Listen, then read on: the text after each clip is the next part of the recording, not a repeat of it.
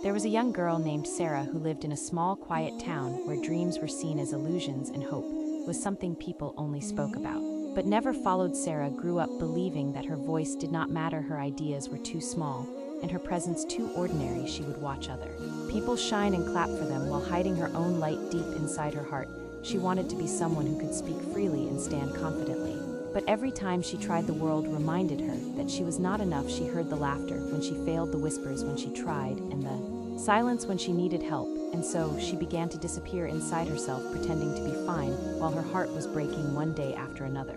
She started losing the belief that life could ever change, but the truth was that inside her a fire still existed, a small spark that refused to die. It whispered to her in the darkest nights, saying, maybe you can, maybe you are meant for more. Sarah ignored that voice for years, until one evening when she stood by the window and saw the sunset spreading colors across the sky. She suddenly felt that life was speaking to her through the fading light. It said, you are not meant to stay small, you are meant to rise. The next morning, she decided to take one small step. She stood in front of the mirror and said softly, I believe in myself. Her voice trembled, her eyes filled with tears, because it was the first time she had ever said those words to herself. Every morning, she repeated them, sometimes believing, sometimes doubting, but never stopping. Days turned into months, and she started to feel something new inside her. Courage. She began to walk differently, talk differently, and dream again. One day, she saw a notice about a storytelling competition at her local school. Her heart said go for it, but her fear screamed you will fail. She closed her eyes and remembered that sunset and how it told her to rise. She decided to take a chance. When she reached the stage, her hands were shaking, her voice was weak, but she spoke from her heart.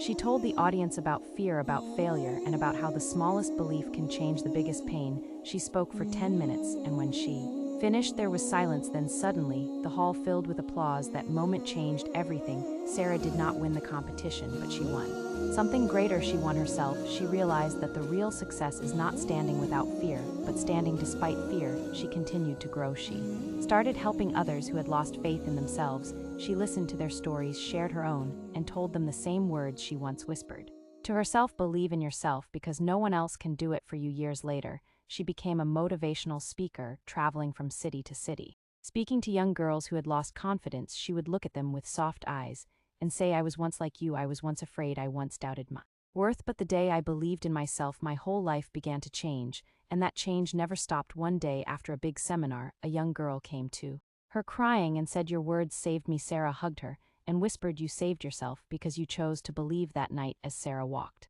home under the stars, she looked up and smiled. She knew that the fire inside her was now a light for others. She had turned her pain into power, her fear into faith, and her silence into strength. She finally understood that believing in yourself does not mean being perfect, it means trusting that even when everything goes wrong, you still have the power to rise again and again.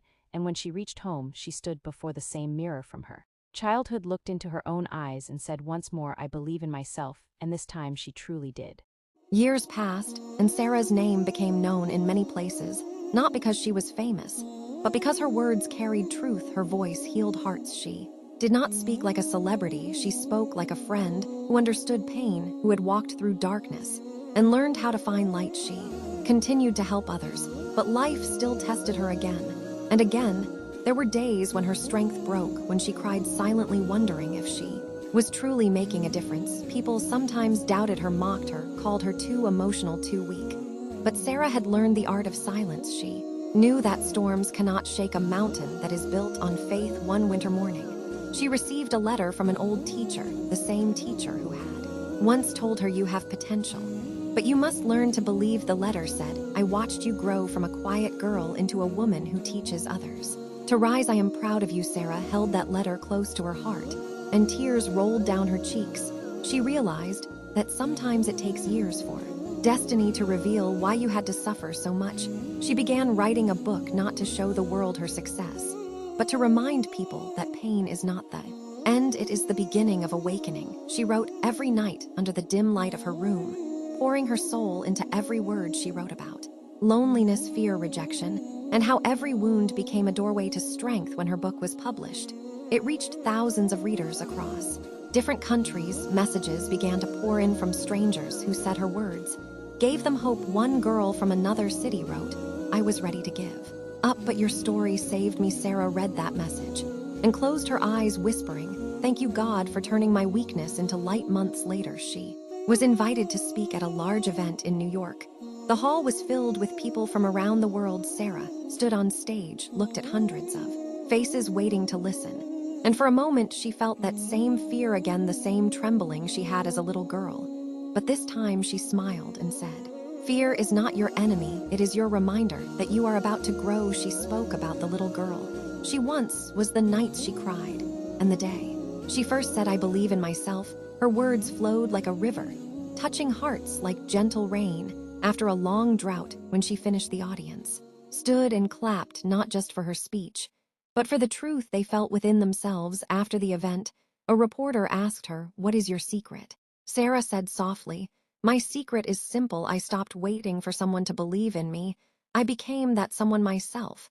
And when you do that, the universe starts opening doors you never imagined." She went back home that night to her small, quiet house, sat by the window, and watched the stars. She realized that success is not about fame or wealth. It is about peace.